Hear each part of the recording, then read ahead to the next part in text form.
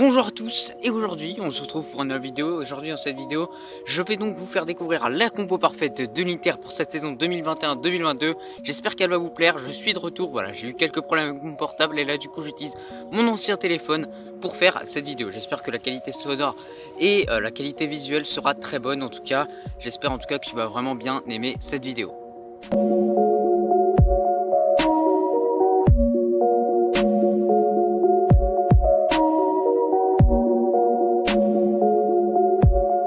Je tiens aussi à préciser que si j'ai ces petites taches noires sur les mains, c'est à cause de mon vélo, voilà, qui a eu un petit problème avant le tournage et du coup j'ai dû le réparer tout simplement tranquillement. Du coup je tiens à dire que cette composition sera un 3-5-2, voilà, avec des milieux centraux et un milieu offensif assez classique et on va directement commencer.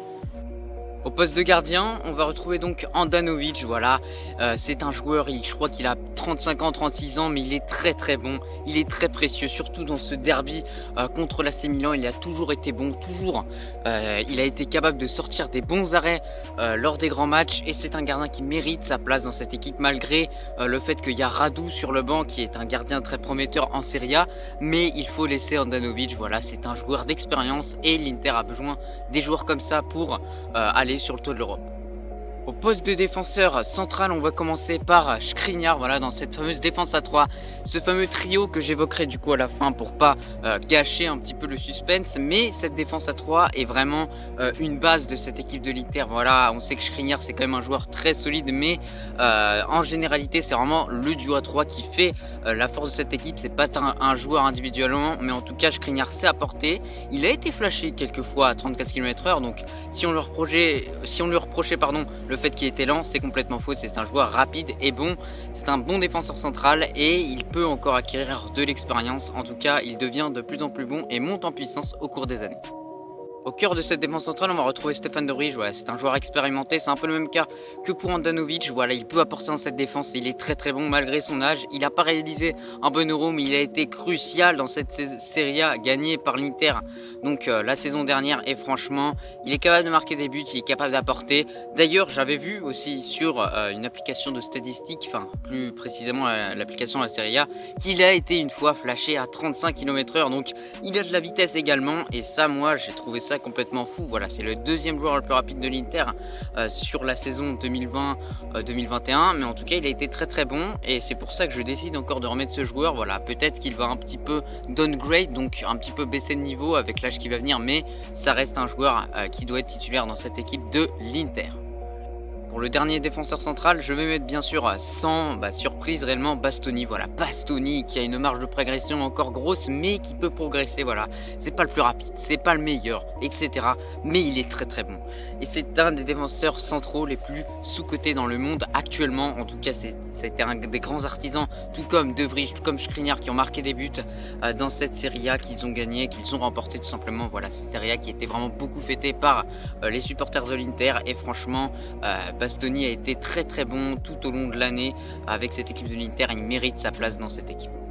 Désormais on va passer au piston où il y aura réellement une grosse concurrence quand même, soit Darmian, soit Dumfries. Voilà, Dumfries a été recruté quand même pour remplacer Hakimi, donc je pense qu'il devrait être titulaire et c'est pour ça que je le mets. Voilà, Dumfries est un joueur qui est quand même très intéressant. Beaucoup de gens disent qu'il est surcoté, beaucoup de gens qui disent qu'il est sous-coté. On a envie de voir ce que ça va donner sur cet exercice 2021-2022 et c'est pour ça qu'il faut mettre Dumfries, il faut tenter, il faut prendre le risque de le mettre, même si Darmian c'est une valeur sûre quand même, que Darmian a su remplacer Hakimi quand il n'était pas là avec l'Inter sur la saison 2020-2021, mais là cette fois-ci je décide de laisser place à la jeunesse et donc à Dumfries. De l'autre côté, l'expérimenté croate Perisic, voilà, il a été très bon au cours de cette saison 2020-2021 et là encore une fois je pense qu'il va être encore bon. Il a ce coup de rein en lui, il a ses dribbles, etc., cette vitesse, il a cette finition également, il est capable de mettre des buts importants et je pense qu'il mérite largement cette place dans cette équipe. On a hâte de voir franchement ce que ça va donner pour Perisic. Je pense que c'est un joueur qui peut vraiment monter en puissance et continuer d'être toujours aussi fort au cours de chaque année qu'il passe avec l'Inter, où il a vraiment rebondi avec le Bayern. Cette fois-ci avec l'Inter il a été bon sur cette Serie A remportée par son club tout simplement. Donc on a envie de voir cette fois-ci s'il est capable encore de franchir un cap et encore de mettre encore plus de buts et encore mettre la barre haute. Au cœur de ce milieu, voilà, on va repérer cette fois-ci un joueur qui est très sous-coté, qui est également croate, c'est Brozovic. Voilà, ce joueur qui a été incroyable sur cette saison 2020 2021. Franchement, il a récupéré un nombre de ballons incroyable. En tout cas, avec cette équipe de l'Inter, il a apporté sur tous les plans, offensivement, défensivement. C'est un joueur qui effectue ce travail de l'ombre, comme je le répète depuis de nombreuses vidéos sur la compo parfaite. Voilà, ces milieux défensifs qui travaillent, qui récupèrent des ballons, qui font la construction, qui te permettent en fait réellement d'être tranquille vraiment dans ta défense ou etc. Mais lui, voilà, c'est vraiment un pilier de cette équipe et il mérite sa place dans cette équipe. En tout cas, j'espère qu'il va continuer de monter en puissance et continuer à montrer à tout le monde qu'il n'est pas surcoté, mais qu'il est sous-coté.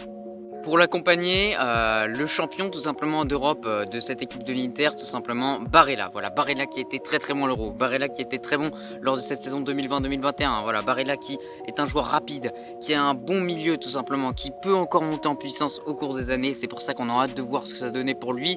Moi en tout cas, j'ai beaucoup d'espoir sur ce joueur. Je pense qu'il peut continuer d'être fort et qu'il peut continuer de faire des bonnes performances avec cette équipe de l'Inter et cette paire Brozovic-Barella qui peut bien combiner et faire des très belles choses en Ligue des Champions ou en Serie A. Offensive, vous l'avez bien deviné, Eriksen ne pourra pas être là, du coup on va mettre Çalhanoğlu, voilà, qui a été recruté donc à l'AC Milan et qui vient cette fois-ci à l'Inter, donc on peut l'appeler un petit peu un traître du côté des supporters de l'AC Milan, mais en tout cas il a réussi ses débuts, voilà, avec un but et je crois bien une passe décisive en tout cas contre la Sampdoria ou je sais plus quelle équipe, mais en tout cas il a été très bon et il peut apporter beaucoup à cette équipe de l'Inter et peut-être apporter la petite touche finale ou en tout cas apporter ce que Lukaku a apporté ou etc, un petit peu combler ce manque là qui aura à l'Inter, mais en tout cas on a hâte de voir ce que ça va donner pour lui sur cette saison 2021-2022. Il a été bon, voilà, c'est un bon joueur, c'est un bon milieu offensif, il a réalisé un Euro complètement catastrophique avec la Turquie, du coup on a envie de voir s'il va réussir à rebondir avec cette équipe de l'Inter. Par le premier qui sera bien sûr Dzeko, voilà, Dzeko qui sera le remplaçant de Romelu Lukaku, qui aura beaucoup de responsabilités. Alors on aurait pu mettre Joaquin Correa qui a réussi à débloquer un match une fois pour l'Inter, mais moi je le vois mal vraiment débuter dans cette équipe, donc pourquoi pas un remplaçant de luxe, ou alors pourquoi pas le mettre avec Dzeko. Ça reste à voir, en tout cas ça reste assez intéressant. Mais en tout cas, je pense que Dzeko peut apporter d'autres choses que Correa. Voilà, Dzeko n'est pas le plus rapide, etc. Mais il peut apporter de l'expérience et il peut apporter vraiment de la finition. C'est un bon attaquant, il a été toujours bon avec la Roma. Et du coup, c'est pour ça que je laisse Joaquin Correa sur le banc. Mais en tant que statut de joueur qui peut vraiment être à la place de Dzeko, c'est-à-dire que ça peut être soit Dzeko, soit Correa. C'est à nous de choisir. Moi, j'ai choisi Dzeko et on verra bien ce que ça va donner.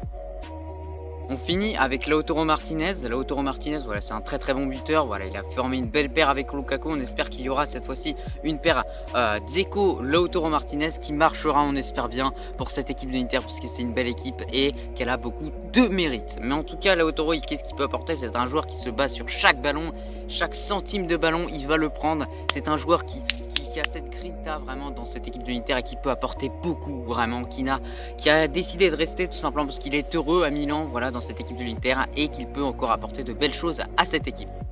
Bon, c'était tout pour cette équipe de compo parfaite. Voilà, je te l'affiche à l'écran. J'espère qu'en tout cas l'épisode t'a plu. Mais juste avant, je tenais à faire un petit débriefing de l'équipe. Hein. Voilà, on peut repérer vraiment une bonne défense, un bon gardien, un bon milieu. Voilà, une attaque assez solide avec Lautaro et Dzeko. Franchement, ça peut faire une bonne paire.